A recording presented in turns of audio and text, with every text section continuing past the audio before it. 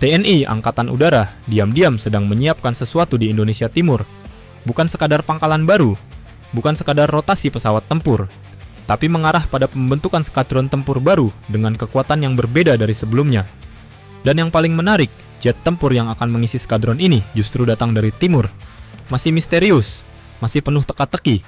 Apakah ini Sukhoi Su-35 yang sempat tertunda? Atau justru Chengdu J-10 yang tiba-tiba mencuat? Dan yang lebih penting, kenapa harus ditempatkan di Indonesia Timur?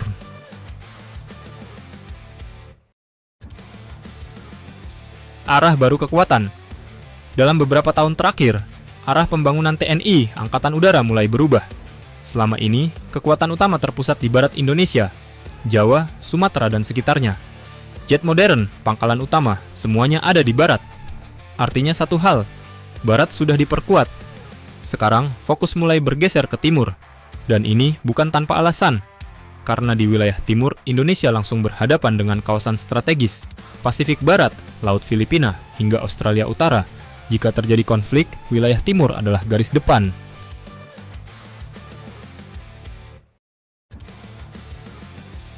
Kenapa jet dari timur? Lalu muncul pertanyaan, kenapa jet tempur yang dipilih justru dari timur? Jawabannya adalah diversifikasi kekuatan.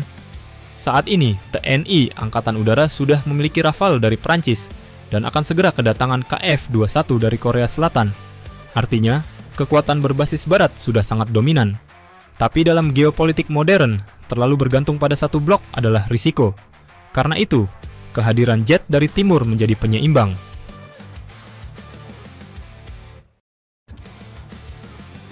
Opsi Sukhoi Su-35. Opsi pertama adalah Sukhoi Su-35. Jet ini sudah lama menjadi bagian dari rencana Indonesia. Dan faktanya, kontraknya tidak pernah benar-benar hilang, hanya tertunda. Artinya peluang itu masih terbuka. Jika Su-35 jadi masuk, Indonesia akan kembali memiliki heavy fighter dengan jangkauan tempur yang sangat jauh. Jika ditempatkan di timur, dampaknya besar. Su-35 mampu menjangkau Australia Utara, mengontrol Laut Arafura, dan memberi tekanan di Pasifik Barat. Ini bukan sekadar jet tempur. Ini adalah alat deterrence nyata.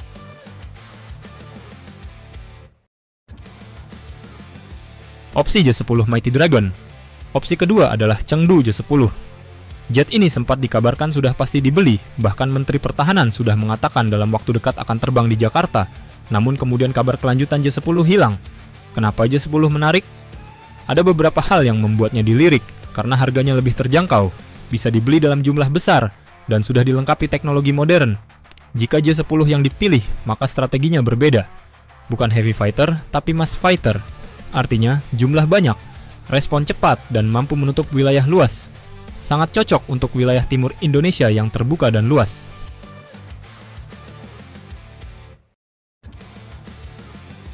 Di mana lokasi penempatan? Pertanyaan berikutnya, di mana skadron ini akan ditempatkan? Beberapa lokasi yang paling masuk akal antara lain, Biak, dekat Pasifik, Manado, dekat Laut Filipina, Makassar sebagai titik tengah strategis, Kupang menghadap langsung Australia. TNI Angkatan Udara selalu menempatkan kekuatan berdasarkan arah ancaman. Jadi lokasi ini bukan sekadar geografis, tapi bagian dari strategi pertahanan.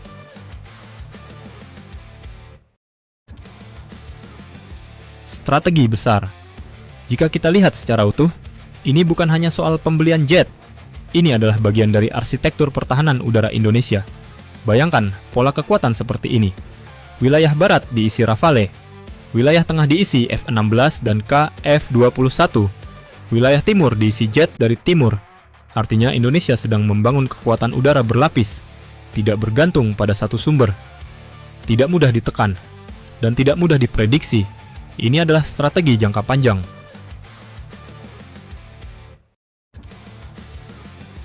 Pesan geopolitik.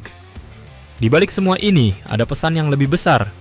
Penempatan jet dari timur di Indonesia Timur bukan sekadar efisiensi. Ini adalah sinyal geopolitik. Indonesia ingin menunjukkan bahwa kita tidak berpihak pada satu kekuatan, namun tetap siap menghadapi segala kemungkinan.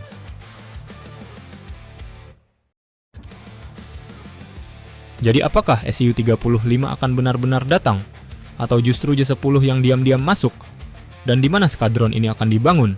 Semua masih menjadi teka-teki.